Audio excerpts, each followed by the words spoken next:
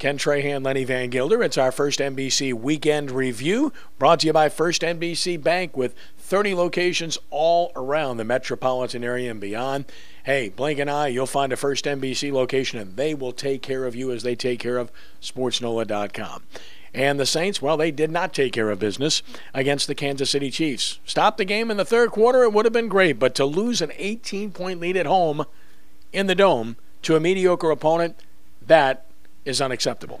And it was the way it happened, Ken, that was so frustrating, I guess, and that, you know, you're used to, over the last 7 years now, seeing a dominating offense.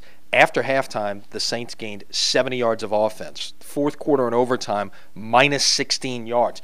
Those are numbers we do not associate with Drew Brees and company.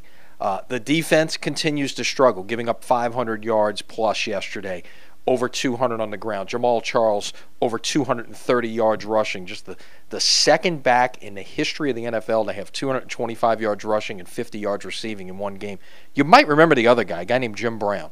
1961, by the way, before I was around at least. But it's frustrating to say the least to get a 24-6 lead and know that you've got an offense that continue to do things, but yet it looked like it just disappeared. And, you know, the momentum was zapped and the Saints were never able to regain it. Yeah, it's easy to point the finger at defense, but this was a consummate team loss. They lost in all phases. Garrett Hartley misses a gimme field goal, snaps a streak of 13 straight, which, by the way, would have been a margin of victory in regulation, going back and looking at it. The offense was just horrible from the middle of the third quarter on, and the defense, of course, has been horrible from the get-go. So there's no instrument on this team, and there's no element of this team that you can point to and say they did a good job. And then the coaching, you can't possibly say that they've done a good job there, Lenny. No, it's really been, like I say, all areas been consistent. No one can say, probably with the exception of Thomas Morstead, I would say, who's averaging about 55 yards a punt right now and maybe on pace to have a record season. Other than that, I don't know who else you say, hey, good job out there. Yeah, I agree with you. I mean, there have been some individuals who have done some good things, but by and large, this is a team performance and a very poor one at that. One of only two teams that are winless in the NFL. The trends are terrible. The numbers don't lie. And for this team to rescue this season, it will take nearly a miracle. Not a miracle, but somewhere along the lines of that to be able to have a winning record and then contend for a playoff spot. Don't see it happening. As far as LSU is concerned, they won. I guess you can stop there. Anytime you win in the SEC, it's good. You win on the road, it's good. Their defense did the job and basically bailed them out because this was an undisciplined football team that made a lot of mistakes that you cannot make and a team that could not sustain things offensively. And as a result, they had to sweat it out to win a game over a far inferior opponent. Yeah, just struggles on offense, but again, the defense was outstanding. Sam Montgomery's the SEC Defensive Player of the Week. Should be. He should be. He was outstanding. I mean, he's a preseason All-American, and he showed us why Saturday night.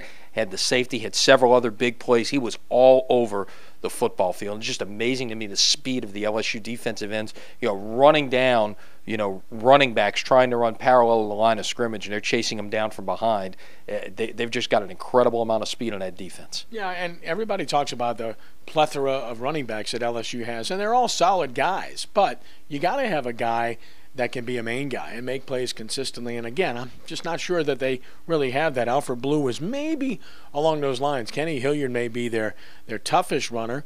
Spencer Ware's a tough guy but doesn't run with vision. And then, of course, Michael Ford runs with vision but not great speed. So they have a little bit of everything. But what they don't have on this offense, I fear, including a wide receiver, is a home run hitter. No, and I would be somebody to think after watching Saturday night's game that without Blue, I think I might make Kenny Hilliard the main guy because he's a tough guy, can grind it out, and he seems like the kind of guy who would get better as the game goes along, wear defense is down, and when the fourth quarter gets there, can just really take over a football game. But he got, 10 touches Saturday night? You would think he should be getting more than that.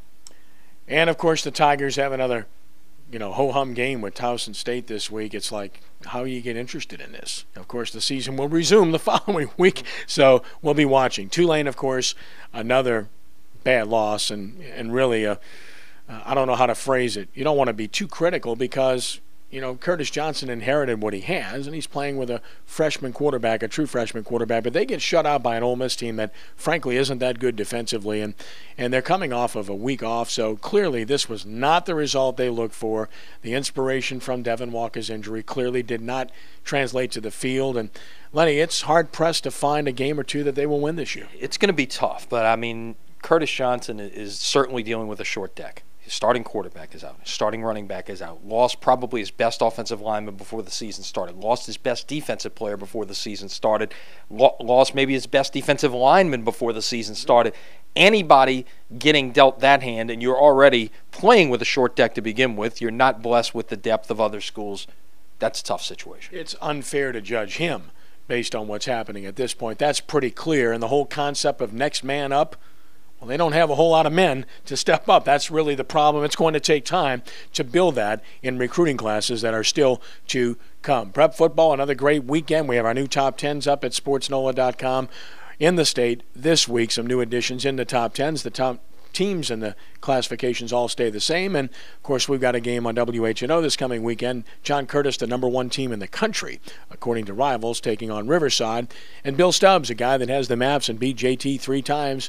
Won't happen this year with his Riverside team, but still a good district matchup. It is, and you're getting in that is a terrific league, obviously, led, of course, by Curtis. And you and I have talked about it. 2A, top to bottom this year, is extraordinarily deep, maybe more so than 5A with some of the teams that, Curtis, obviously, will make a run into the playoffs, but some of the teams they're potentially going to have to contend with after Thanksgiving, those are going to be some great games, not just when you get to the Dome. And who would have thought it? Hornets season camp just around the corner. We might start talking about that a lot more considering the plight of the Saints, and who would ever have thought that, not to mention the fact that the Saints people might want you to do that too, to deflect away from where they're at. A week from Sunday, Hornets playing Mexico City. How about that? A week from today is media day. A week from Sunday, the Hornets are playing in Mexico City against the Orlando Magic. Imagine that. Lenny, is always a pleasure. We'll see you later this week. All right, that's our first NBC weekend review. Don't forget Sports NOLA TV tonight, 6 p.m. on WHNO Channel 20. Saints Hall of Famer Henry Childs will be with us. You won't want to miss it. 6 p.m. WHNO Channel 20. Until next time, for Lenny, I'm Kenny. God bless. Have a great day.